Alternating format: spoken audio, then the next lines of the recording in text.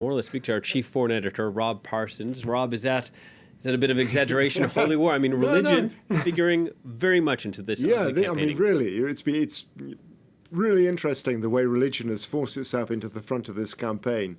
And that at a time when Brazil is divided in religious terms. So traditionally, it's a Catholic country, and Catholics still make up about 51% of the population.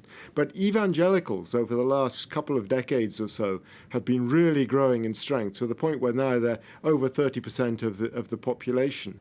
And interestingly, Bolsonaro is in the evangelical camp. He's adored by them. His wife is a very active evangelical who's on the campaign trail with him a lot. He uses her. She comes out and says things like, the Bible says that you should be leaning. Intelligent people should be leaning to the right. Only the foolish would lean to the left, and stuff like that. But it's also much more abusive than that. That accusations, for instance, that Lula is a godless communist, a Satanist who's going to close all the churches in Brazil and that sort of thing.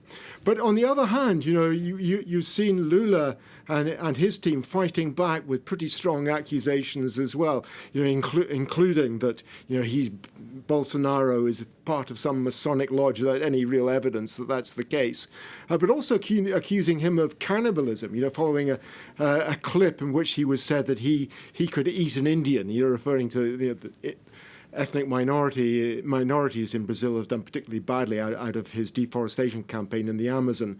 And also a remark he made that there was a spark between him and 14 and 15-year-old Venezuelan girls. That led to a series of accusations of cannibalism and paedophilia to the point where the Supreme Court was forced to step in and prevent them issuing any sort of campaign material that would suggest anything of the kind. And Rob, Lula also accusing Bolsonaro of unfairly using these state resources. Yeah, this has been one of the central issues, I would say, particularly over the last 2 or 3 weeks, as the election has got closer.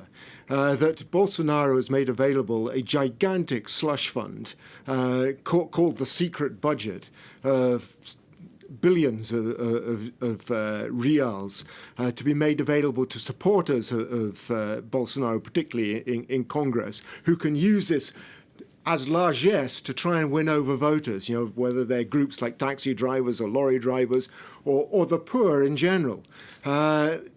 Even a conservative deputy has referred to this as being the biggest corruption scandal on the face of the earth. And that's coming from the right wing in Brazil.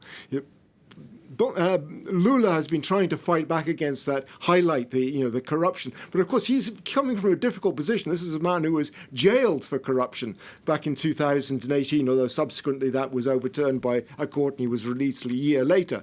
But, for a man who's had accusations of corruption in the past, to be trying to fight back on that is difficult for him. And it's interesting that he, in the last sort of weeks of this campaign, has tried to burnish his centrist credentials, turning to the help, for instance, for Simona Tebet, who came third in the election, herself a centrist right, who's supporting him, accusing Bolsonaro of seeking to destroy Brazil's democratic institutions.